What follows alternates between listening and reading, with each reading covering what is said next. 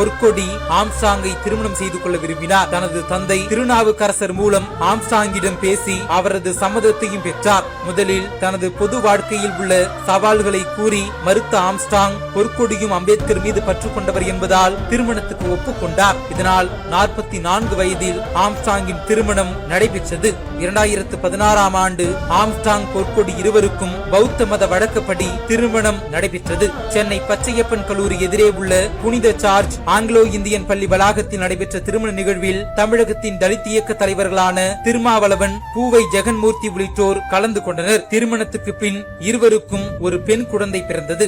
பெங்களூரில் நடைபெற்ற புத்த பூர்ணிமா நிகழ்ச்சியில் பகுஜன் சமாஜ் கட்சி தலைவர் மாயாவதி ஆம்ஸ்ட்ராங் பொற்கொடி தம்பதிக்கு பிறந்த குழந்தைக்கு சாவித்திரிபாய் என்று பெயர் சூட்டினார். அம்பேத்கரின் அரசியல் குருவான சாவித்திரிபாய் பூலேயின் பெயர் தங்கள் மகளுக்கு வைக்கப்பட்டதில் இருவரும் மிகவும் மகிழ்ச்சி அடைந்தனர்.